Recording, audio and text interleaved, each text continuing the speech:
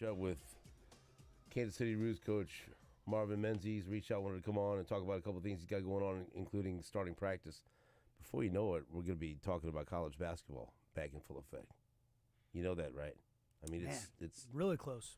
It's knocking on the door. Okay, I'm all right with that. You're going to have to be. Hey, you're going to have to be. I've been told to stop talking about the past, but for most of my life, as a KU fan, I was ready for it, you know. But now, I'm actually like, hey, it's still football season. Now you could be like Travis Kelce in that new commercial, 2 things at once. Right. I can do it. Have you seen that commercial? Yeah. Okay, then. 2 things at once. Gary Barnett will be with us to talk about. I mean, every week it's going to be a story whether they win or lose. Now, what he thought of Dan Lanning's comments, what he thought of the blowout at the hands of Oregon. There's a lot there. And we'll talk to Coach Barnett about all 3 schools ranked in the top 25. And the coaches, not the AP. All right. What do they know? We're going to talk to our friends from Boulevard Brewery, Kyle and Adam, coming up in the 8 o'clock hour. Catch up with Mike DePasquale. Mike's got picks. And also Haley Lewis will review and preview Big 12 football, the weekend that was, the weekend it will be. All that and more between now and 10 o'clock. But the story, I'll just briefly touch on it, and then I'll get into it a little bit more when Mike's here. Yesterday, I'm sure that you already know if you're a sports fan or if you were paying attention to the news, Hall of Fame third baseman Brooks Robinson passed away, which was obviously very sad for anyone that was a fan of Brooks Robinson. Just reading different tributes from former teammates and players and people that covered the Orioles or covered baseball or any players that faced him or that knew him. There was a great picture that Johnny Bench tweeted out. Did you see that? And he was paying tribute to Brooks Robinson, and is it honored or proud to share his number 5? And it was Johnny Bench, Brooks Robinson, and George Brett all sitting there, look like at a dinner table or banquet table like this, like the 4 Horsemen, but holding up the 5. And I'm sorry, that's just badass. I mean, you know. And so that just leads me to my brief anecdote. As you well know, if you listen to the show, I'm on I do a lot of work with the ALS Association here in Kansas City. And I've been on the board of directors for, I don't know, about a decade or so, and I'm still heavily involved. Because my uncle, Richie Ontiveros, who was a Kansas City, Kansas police officer back when I was a kid, he was diagnosed with ALS when he was 32, right around 32 years old. I was a kid. I was in grade school. You know, helped my grandparents and my mom care for him for, I mean, he wasn't supposed to live for a year or two, but he lived and battled the disease for almost 8 years. And it's a terrible, awful, horrible disease that not only attacks the patient, but rips families apart. And that's why I continue to try to help raise a lot of money for the ALS Association, because it's a cause near and dear to my heart. But George Brett used to have a golf tournament every year. So the golf tournament is known now as the Joe McGuff ALS Golf Classic, named after, obviously, the famous Kansas City Star sports editor and someone who was so instrumental in so many things involving sports and our history in sports in Kansas City. Legend, Joe McGuff. Because George Brett wanted it named after Joe McGuff, because Joe McGuff battled ALS as well.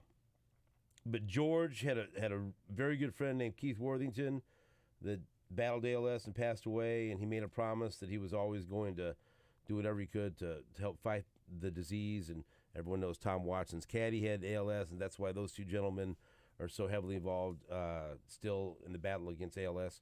And so one year, and it used to be the George Brett Golf Tournament every year to benefit ALS. And back then, George was playing. You better effing believe all his teammates were there. You better believe everyone Right. who he might even suggest he wants you there. You're there. Yeah. You are there, right? Managers, whatever. Oh, George's number one cause, George's golf tournament. Okay. Hey, do we have to go? Yep, you do. So, whatever. But I'm sure that, hey, the Royals were always great about the fight against ALS. He probably didn't have to push too hard. Yeah. But he would bring in like other VIP guests, right? Or great players. And one year he brought in Brooks Robinson. And I have enough appreciation of baseball history where it meant something to me because I was the biggest dork baseball card collector when I was a kid. And I loved players from the 40s and 50s and 60s. Yeah. I was enamored by players that I never watched. Like I loved Roberto Clemente, and would try to find highlights whenever I could. I loved so many different players from the past, right? And I loved Brooks Robinson because you would hear George Brett talk about Brooks Robinson, like the reverence that he would talk about Brooks Robinson, and I would hear my grandfather tell me about Brooks Robinson, like no one played third base like Brooks Robinson, right? And you hear how other people talked about him. So he was there, and we would take my Uncle Richie out, and he was in a wheelchair at this point, but we would take him to the golf tournament, and we'd find on the course we'd find a tree with some shade or whatever. We'd sit because my Uncle Richie was a really big Royals fan, and so as I don't know, 8th hole, 9th hole, whatever, and so throughout the day, players would come by and they'd come over and see my uncle, briefly talk to my uncle, talk to my grandparents, talk to me, and I'm sitting there with my uncle. I'm probably, 10 or 11 or 12 or something, and I've got my Royals batting helmet on and a Royals batting glove because that's what we did. Yeah. In the 80s. I had no plans of playing in any game. I had a wristband, a Royals wristband. Yep. Batting glove, batting helmet, so they're going to come over and see me because I'm the goofy little kid that's, waiting to get autographs from everybody. But I used to love that, because my uncle was going through so much, and he was in a wheelchair, and he could barely just raise his arms, and all these different Royals players that he loved so much, watching on TV, would come over and just give him a couple of minutes, right? Give him 5 minutes, or talk to him, or take a picture with him, or ask him how he was. And George was always great. That's why you can't say nothing bad about George Brett to me. I ain't listening. He'd talk to my uncle, and just it was great. It meant the world to our family, right? And so they had Brooks Robinson set up, and they had like a little tent, him at a table, and he was just there. You get in line, and he was just there, out of the kindness of his heart, doing a solid for George Brett, I imagine. And you'd shake your hand, talk a little baseball, sign autographs for people. And my grandfather, it was like almost too much for him. Like, Brooks Robinson's over there. I can't believe this, And I was really excited too. Man, we went over there, and he was just the nicest gentleman that allowed so many people to ask so many questions and talk about this and that and his career. Because he's recognized as the greatest third baseman of all time, right? And if you're a hardcore baseball fan like so many of us were, and it was baseball people everywhere, and so and some of the other Royals players that were current players going over there, almost acting like we were Brooks Robinson, right? And he was as nice as could be. I have a picture. I looked for it, couldn't find it, but I have this great picture of me and Brooks Robinson, a very, very young and sweaty Stephen with Brooks Robinson, and then a picture of my uncle and Brooks Robinson. Do you have the batting glove and helmet on in the picture? Probably not, because my mom and my grandma. Take your helmet off. Mijo, take your head off. Take the glove off. Yeah. You look stupid. Don't do that. You're not going to play in a game. Stop it. And so I just thought, and I'm sure that millions of people have a story like that about Brooks Robinson because by all accounts and just reading about what people said about him, he's such a gentleman and a great ambassador for the game. But, man, it was like if he only knew how much that 15 or 20 minutes meant to my Uncle Richie and my grandfather and my grandmother, who were going through such a horrific experience with ALS, and I've never forgot that. It it was, what do they call that? A core memory of my childhood. And so then that leads you to be a fan of that person forever, right? And so that's led me over the years to watch all these different highlight reels of him playing, third base, and trying to take that deep dive into why he was considered the greatest third baseman of all time. So yeah. And he lived a long and successful life, but just I was very sad yesterday. Brooks Robinson passed away, but man, listening to people tell stories about him, it was. I stayed up late reading a lot of different stuff. It was good. Yeah, I was watching SportsCenter last night when they were talking about him, and Tim Kirchin did a really good breakdown of his career, and they had clips from Johnny Bench talking about him because he was famous for robbing Johnny Bench. There's that pick. Look at this. Look at this. It's such a cool pick. Johnny Bench, Brooks Robinson, and George Brett. What a trio that is. How about that? Seriously, right? Yeah. I love it because it reminds me of the Four Horsemen pick of Yeah. We were number 5. Yeah. By the way, we were pretty good. That's a pretty good trio. This right trio there. was okay. It's a Hall of Fame trio. This trio could play ball. Yeah. Just letting you know. They could play offense and defense too. Kids, look it up. They can ball. I mean, Brooks was known for his defense, obviously, but he did hit 268 home runs in his career. He almost had 3,000 hits, 2,848. But 18-time All-Star. How many Gold Gloves do you think he won? 16. 16 Gold Gloves, Marco. Only Greg Maddux has more. You're lucky if you play that long. Right. You're lucky if you play half that 16 years. 16 Gold Gloves. Yeah, you got to play 16 years to get 16 Gold Gloves. Helped in the first Baltimore place. win 2 World Championships. He was the 1964 AL MVP and the 1970 World Series MVP. Just go, if you haven't, just go watch some video, watch some highlights of him playing defense. Yeah, yeah. It was that good. That was I'm kind of like you in terms of the players from the 40s, 50s, 60s were, because they're mythical figures that it's left to our imaginations to wonder how great they really were. I think it's that. I think it's also that was the heyday of baseball in many ways. That was baseball at its peak in this country. That was the 1920s. See? Well, yeah, that maybe too. Yeah, but baseball, boxing, and horse racing. Yeah, I was gonna say boxing. I think was the king at that time. And big cigars, and Hollywood movies. Guys saying, "Hey, you're cracking wise." Someday they'll be in color. See? The talkies. We got Howard Hughes is now drinking his own urine. Sorry, no.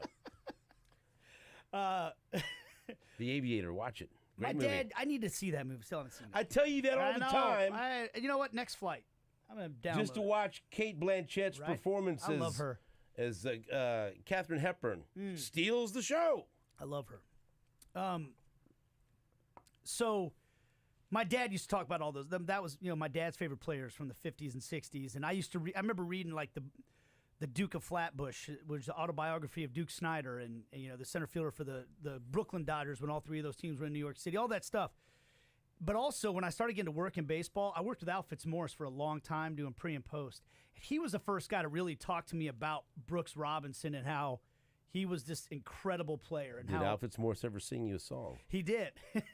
He did. It was very touching. I'd like him to playing sing catch with his dad. I'd like him to sing me a song. Well, one time, no. One time at a pregame, we had his band up there. Yeah. And I think he might have dedicated me a song. There you go. So thank you, Al Fitzmaurice. You knew that the whole time. You were just setting me up so you could brag about that too. Humble brag. It's pretty awesome. But he talked all the time about Brooks Robinson's defense at third base and what an incredible player he was. But I think what you said too is your experience with him. It seems to be universally accepted that he was just a good dude, good person, taking the time to do things like with your uncle. So that's 86 years old, man. I mean, a 22-year Major League Baseball career, making it to 86. That's a pretty good run. Pretty amazing legacy. Mike Boddicker will be with us here in a little bit to talk about another Baltimore Orioles legend. Will be with us in studio. We've got as I said earlier, Marvin Menzies, catch up with Kansas City Roos coach, see what he's got going on. Coach Gary Barnett will talk college football with us. We're chasing Matt Derrick from ChiefsDigest.com. We got our friends from Boulevard Brewery. Haley Lewis will talk Big 12 football with us. Mike DePasquale's Mike's got picks, all that and more coming up between now and 10 o'clock right here on Sports Radio 810 WHB. You're tuned into the Border Patrol with Stephen St. John and Nate Bukaty on Sports Radio 810 WHB. Hello, Kansas City. Stephen St. John here for QC Kinetics. I've been telling you that my wife has gone to QC Kinetics for treatment.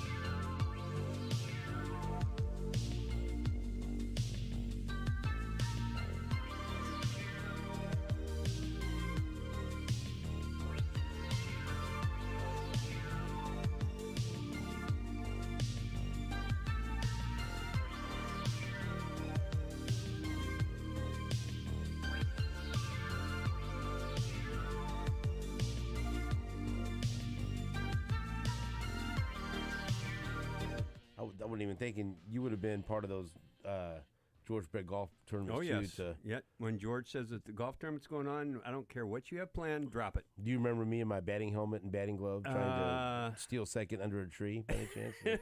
I remember all the people in wheel. They used to have a lot of the patients out there. Yes. There was people all over the golf course and wheelchairs and stuff, and it was great. We'd go up and talk to them and say hi. And that was such a big deal to so many people. I thought it was wonderful.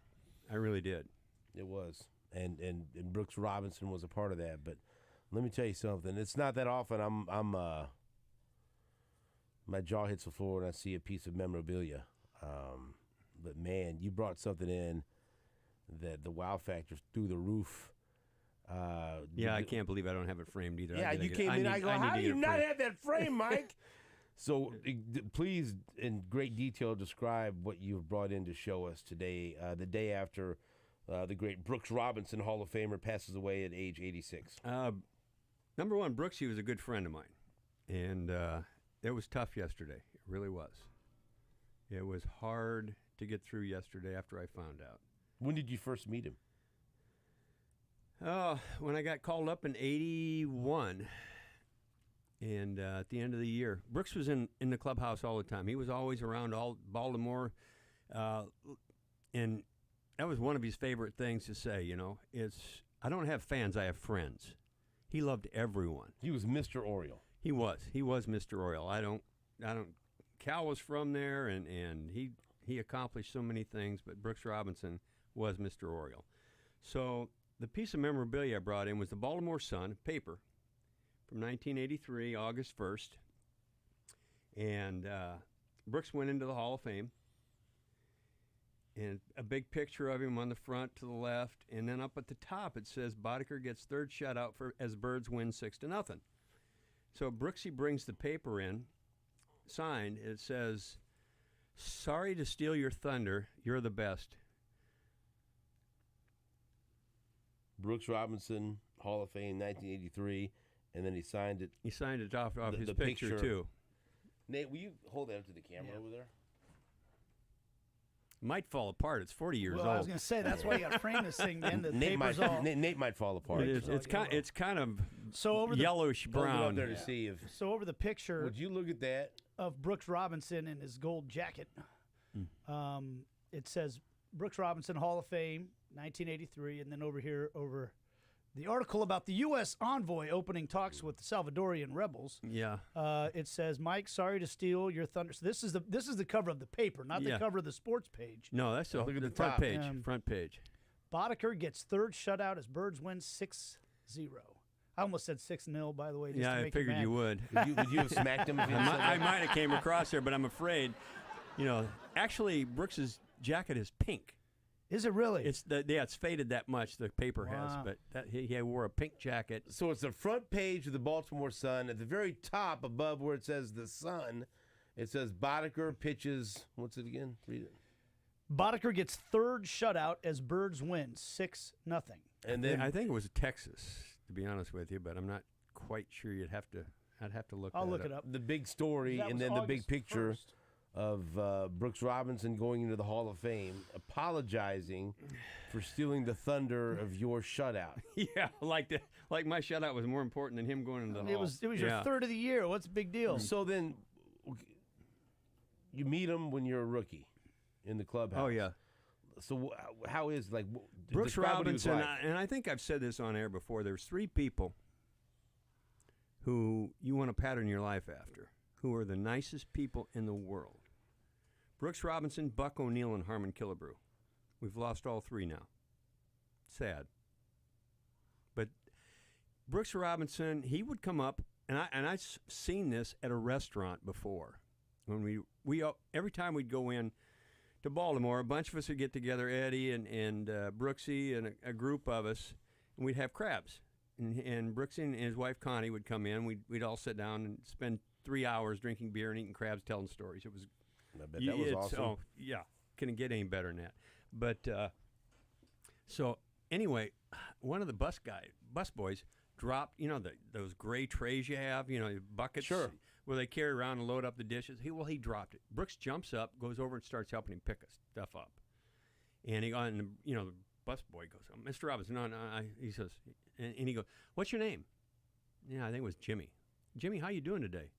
And how's your family? How's everything in your life? Blah, blah, blah. That's how Brooks was with everybody. He was just amazing. You shut out the Texas Rangers on July 31st of 1983, so you got that right. I got that right. Do you That's remember? amazing. Do you remember who you? Do you remember who you pitched against? No, I don't have any idea. Frank Tanana. Oh, yeah. I had a lot of Frank Tanana baseball cards. That was one of those ones. Yeah, I'm trying to look at Buddy Bell went 2 for 4 off you that Buddy day. could hit, man. I tell you what, when we were with the Orioles, we were trying hard to trade for Buddy Bell. Buddy Bell could play. Was that before or after he was obsessed with losing? Former Please Royal Jim give me that clip. Sundberg got a plate appearance. Jim that day. Sundberg, a hero Iowa catcher. of Game 7 of the ALCS in 1985 against the Blue Jays. One of the few guys to get on base against you that day. He drew a walk. Only walk he had. Listen to this. Sonny. What's having Buddy, you have a guy that's just obsessed with losing. Well, he lost that does day. not like to lose, and I think that's how we all feel in this town. Thank you. So that's always pretty exciting to Thank hear you, that. Marco. He lost that day 6-0 to Mike Boddicker. You only gave up 4 hits. This is boy, this would make the modern day analytics guys really mad. You know how many strikeouts Bod had that day? 3? 3. Yeah. He didn't strike anybody out, man. Didn't need to. Had a great defense. Why would you? Why would you waste time? So you just missed his playing career because he retired in 77. Right. But it was fresh enough in everyone's minds where you knew how fantastic he was defensively. Yeah. So it was funny because you were talking about your favorite players. Roberto Clemente was my favorite player growing up, by far. And I have one autograph of Roberto. That's it. They're really hard to get. I have. My mom was so cute. She I'll get choked up. So there was these cards I would have like on this wish list that we knew we could never afford, right? But she'd go behind my back to this card shop on Warnell Road, and she would tell them if they ever get any of these cards that they're damaged or whatever, or dog-eared, or someone wrote on them. You know, I know they're not mint condition, but just so we could have it, call me and I'll come and buy it. And she knew how like it was one of my dream cards to have a Roberto Clemente rookie, and it was tattered and dog-eared and whatever. And she went and bought it for however much it was and gave it to me for my birthday. And that card's worth more to me. It means more to me than any mint condition baseball card I could ever have. But it was Roberto Clemente. If you come over to my house and go through my stuff, I've got so many Roberto Clemente cards.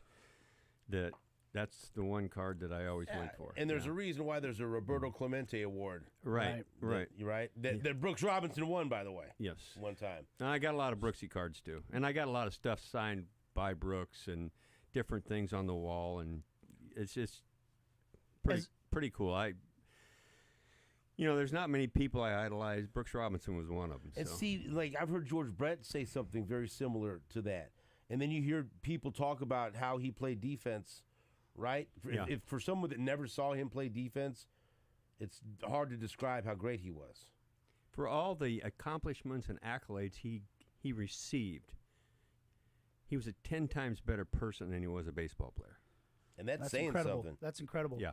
Do you remember? Because the first thing anybody would tell me about Brooks Robinson was that World Series where he robbed Johnny Bench how many times? Do you know what he hit that World Series? No, By something. Yeah. He was. But I think he made like 4 incredible plays. Yeah. At the. He made one on Lee May. Oh yeah, sure. As a kid, the one behind the bag with Lee May that's a double. Anybody else there is a double down the line. It went just over the outside corner of the bag, and he picks it, spins in the air, and bounces it over to Boog.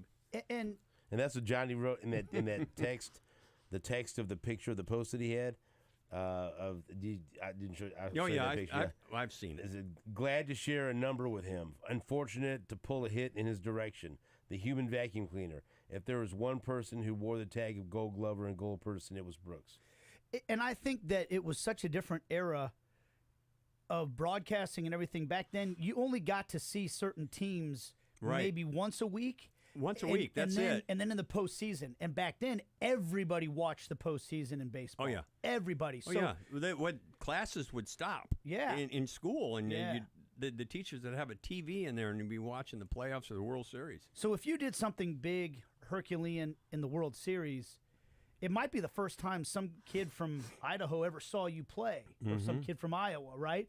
And that like puts you, because he was obviously such a great player. He won the Gold Glove like every year. 14 years in a row. But for a lot of was. people, that was like, he does that in the World Series. Like, Yeah. everybody sees it. Everybody knows. Yeah, he was. I remember watching him. It was crazy. It was funny because I could watch guys. I would watch Palmer. I would watch him throw that curveball, and it would leave the TV screen and drop in for a strike. Go, wow, what kind of curveball is that to be able to break that much? And it was crazy. That was so much fun to watch the guys play. They could think that era with all those great players. It was funny because I was thinking about the third basemen that I knew, or the greatest third basemen. Who do you think of? You think of George, Brooksy, and Schmidt, right? Yeah. But Chipper Jones was one of the guys I threw in there. Wade Boggs was one of the guys I threw in there. And I'm sitting there going, I know all those guys. Wow. I played with two of them. I've been punched by at least one of them. Yeah. I played with two of them, and I know everyone personally. So, man, am I blessed. Huh? That's just crazy. Just crazy. Tell me another story about Brooks Robinson in Baltimore, or just being around him. Brooksy was everywhere in Baltimore. Brooksy signed everything. If somebody stuck something in front of his face, he would sign everything. And I remember there was a couple of card shows we went to, and people would sit there, and Brooksy, like I said, Brooksy didn't just put his head down and sign a card like a lot of the guys do. He would look the person in the eye. What's your name? How you doing? Is everything okay? How's your family? It makes a big difference to a kid. And every person was like that. Everybody that went through his line, he wanted to know them. And, his hour was up signing. He wouldn't leave. Find me a spot someplace. Well, you can't sign any more stuff. No, I'm signing. And he would sign. He would miss a plane to make sure everybody got their stuff signed. That's how Brooks Robinson was. And I was there when they were trying to pull him away. He wouldn't go. He would sit there and talk. He'd go into a bathroom and talk to the attendant who was cleaning it for 15 minutes. Wanted to know about his family, how you doing, everything okay in your life. That's what Brooks was. And it wasn't fake. It was real. I saw a clip from him on SportsCenter last night where he talked about, I wasn't the strongest guy. I didn't have the best arm. I really didn't have the physical attributes a lot of the great players. If there was any reason I became that type of player, it was because I just was so obsessed with the game of baseball. I loved it so much. Yeah, he did. And that must have been why he was in the clubhouse all the time, even after he was always in, running around. Yeah, he was. I thought he was part of the team for a while. He was in there so much. Yeah, it was so much fun. And Palmer's still there, and different people that knew Brooks. You play with Brooksy, Mark Belanger, and different ones. Belanger was there when I came up, and once Brooks walks in, that's royalty. Everything stops. I mean, that's how it was in Baltimore too. If Brooks walked into a store, a restaurant, everybody froze, but they didn't bother him. He was like part of a family. He was part of the Baltimore family. And that doesn't happen. We've got Mike Boddicker in studio. Back after this on Sports Radio 810 WHB. You're listening to the Border Patrol. Nerds.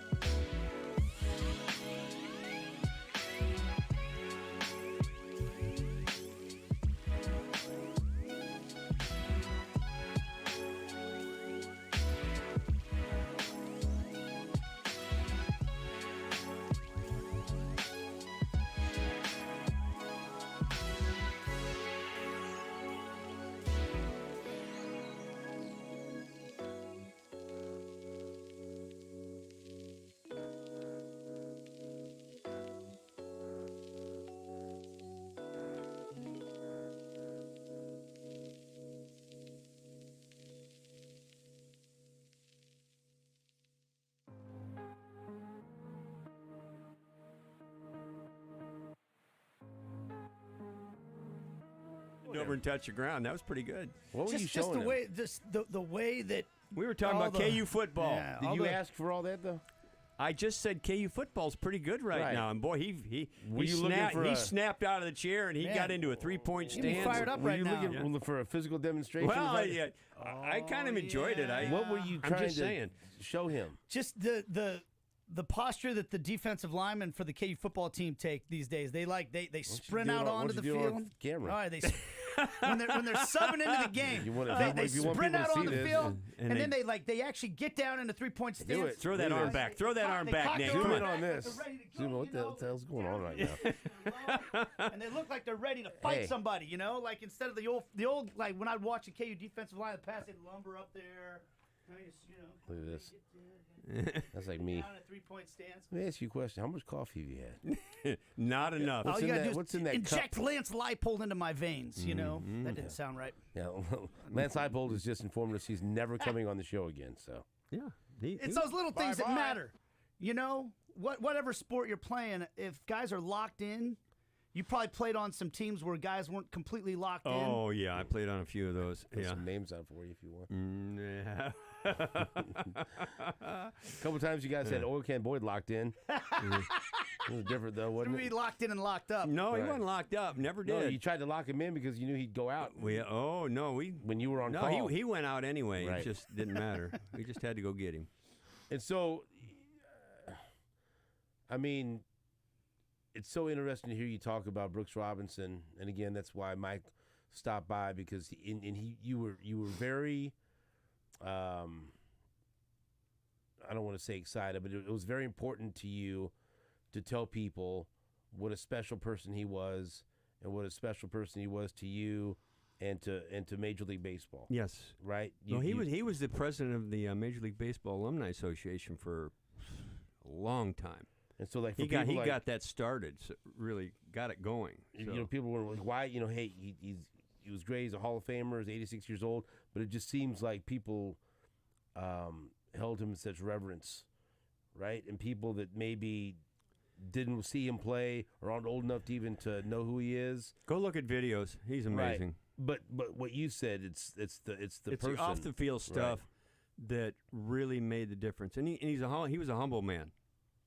I mean, he was, you know, Little Rock, Arkansas, grew up, just loved baseball, and signed at 18 with Baltimore for, I think it was $4,000. He told me, and I think he got up at like a 21 or something like that.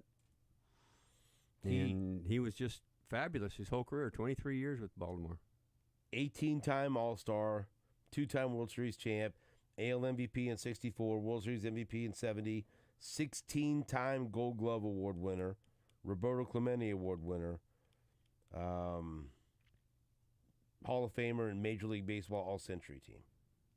And when he retired in 77, he was only behind Ty Cobb in American League players as far as career games and at-bats. I mean, he played forever, and he was, I mean, he still is recognized. I mean, if you had to pick a third baseman, like, it's got, like, if anyone ever I tell you what, it's got to be Brett Schmidt or Brooks Robinson. yeah, right? those are your three. But as far as defense, there's no one that compares nobody to him. compares to Brooks. Now hitting, George is the best I've ever seen. Schmitty was really good too, though. I mean, it was just Great power hitter. yeah. Like, he was a fab. In fact, It was all these almost guys were great third basemen, but you got your top three. Right, and like Brooks Robinson was elite defense. He's a pretty damn good hitter. Schmidt, it seemed like, was the mix Power guy. of both, Yeah. though. Yeah. And then George was the best pure hitter you're ever going to see. Yeah. And what was so impressive about George was he worked his ass off and turned himself into a Gold Glove winner. Right. When he finally won the Him Gold and Glove. him and Boggs were the two guys that made themselves into really, really good third basemen, because Boggsy couldn't catch a cold when he was in the minor leagues, and he made himself into a pretty damn good third baseman. And I'm going to go ahead and tell you, it wasn't fun playing third base on that AstroTurf. Oh, in Kansas City. no. That's why I always ask Okay. George that. I says, how did you do it for all those years? Your knees and back, there can't be anything left. It was terrible. It robbed a couple of seasons worth of advance from him. That's another thing that makes like watching the videos of those highlights. The surfaces that Brooks is playing on to play horse 22 pastures. years. You know, some of them were horse pastures they Man. played on back then. It was terrible. And he was 22 picking years. everything, bad hops, everything. It was like, wow. It was And the range, he had some decent range. a little So he's bit. Going Little into bit. the dugout to get some of these balls. A little bit. It You was. know. It was. But like I said, no matter what he did on the field, he was 10 times better off. He was that great of a man. And you would still, I know he was in poor health, but you still had a chance to see him from time to time when you go back to Baltimore over the years. Yes. Well, I got to talk to him when we were there in August for the reunion. We talked on the phone. I just couldn't get out there because the Orioles had us locked in with all these different things we were doing. But that's what I regret. I regret I did not get out to see Brooksy. But thank goodness you talked to him. And had Yeah, a I did. chance I to- talked to him on the phone for a while. Right. And I know he was. My son James got to go out and eat with him. He was out there at the time and Oh, wow. took pictures and stuff like that. But and he looked terrible at the time. I mean, his health-wise, he looked awful physically. And when you talk to him on the phone, oh, I feel great. Everything's good. Everything's no matter what, no matter how he felt, everything's fine. So can we get someone to frame this news? I'm nervous Yeah. about this newspaper yeah, now. we Yeah, I'm got gonna If get there's it. I anyone gotta out get it there framed. that just would like to do a solid and frame this for Mike Boddicker, please. I need to get it framed. I really mean, do. it was valuable now. Now you have to get this framed I know. It's and featured prominently in your basement. I got so much stuff. I mean, don't know. but for people who don't know what we're talking about, he brought in the front page of the Baltimore Sun from 1983, the day after Brooks Robinson is inducted into the Hall of Fame, and apparently the day after Mike Boddicker throws his third shutout of the season. And at the top, at the very top headline, it says Boddicker throws third shutout, and then it has Brooks Robinson going into the Hall of Fame in the next story, and Brooks Robinson wrote, "Sorry for stealing your thunder. You're the best," and signed it, Brooks Robinson, Hall of Fame, 1983. And it's a big picture of him at the podium, and right above him, there's also a headline of your third shutout. I mean, that's the most unbelievable piece of, and I know it's just not memorabilia to you, but just like a prized possession, prized of possession, someone that right. you loved and Yeah. admired. Yep. And it just so happens the day they're celebrating him going to the Hall of Fame, you throw a shutout. Yeah. You stole his thunder. No, I didn't tried steal his to. thunder. Trust me. Well, maybe the Bal- Orioles will go People on in a- Baltimore, it didn't Right? really matter. I threw a Yeah. shutout. It mattered that Brooks Robinson went in the Hall of Fame. Well, maybe the Orioles will go on a big run in the postseason this year. Dedicate I'm hoping. the thing to Brooks. You know, Wouldn't that be I mean, great? How much Wouldn't that stuff be- would they do? Well, about they're him? doing a thing. I think Friday or Saturday. Jim Palmer signed his contract with the Orioles 60 years ago. Oh, wow. And they're doing a thing for Palmer. I did a video. A lot of people who can't get in are doing videos and send them in. And one of the last things that Brooks said to Diane, his thing, he says, "When have I got to get that video in for Palmer?" He wanted to do the video for Palmer. So, So here's a Well, that's going question. to be a tearjerker. Here's a question. yes. If Baltimore goes back to the World Series, you going to go to one of the games? Why? Why not? No. I'll watch it on But the TV. boys go out there. You wouldn't. Oh, wanna do I told all of them when we were in the dugout, I says, you guys got what it takes. They've got that special something to do it. What if Eddie Murray calls you and says, "Meet me at the ballpark"? I think Ed's going to be out there Monday. I'm not sure, but I haven't talked to him lately. What if your son say, "Dad, let's go to the Orioles World Series game"? I don't. I just don't like a lot of too many people in one area. Kind of like this show. Yeah, probably. He looked over at me when he said that. Man, I saw that little glance. Maybe I don't know, Stephen. man, There's a lot Taking of- shots at my weight in this Yeah, I segment. didn't. mean, yeah, we're just, I would like to. Yeah. I would like to see them in the World Series. And I'm be- going to root for them now. What the Yeah. hell's wrong with me? Yeah, Why I'm going to not? root for the Orioles, and the Braves are awful strong. Dodgers are still strong, but that'd be kind of fun. It's been 40 years. That'd be great. Yeah. And now there's an even better storyline. Yeah. Would you promise me something? Hmm. Will you please get that framed? Like, Nate's coffee is way too close to that paper right now. I've seen him spill that thing. Well, it's the same color. Right. I mean, but I don't, you know. It If you is. spill coffee on it, it'll be the exact same color. So it's old. I'll take you to get framed for you if you want. No, I'll get it done. Will you, before you leave, when we go in there and congratulate our intern? What did she do? Morgan Wallen's coming to town to Arrowhead, and so she's going to go on a year-long celebration. Oh, really? It's a big day for her. So. Ah. Right? I mean, She's in the queue. Yeah, waiting I for saw her code. I saw her punch a hole through the wall when we played the promo about 30 minutes ago. So, all right. She looked happy when I walked she's in. thrilled. Mike, thank you so much for. Well, thanks for letting me come on and talk Wow. about Brooksy a little bit. It was great. It was fantastic. Just to be able to see that newspaper, that's incredible. Yeah, it's Brooksy was something special. He really was. I mean, he brought that into the clubhouse for me. That's what. What did you say when he gave you that? I just laughed because Brooksy was in all the time. I'm going, yeah, right. You stole my thunder. Mm-hmm. Nobody in Baltimore cared that I threw a shutout. Brooks Robinson was a king. He is Mr. Oriole. He is Mr. Baltimore. So, always will be.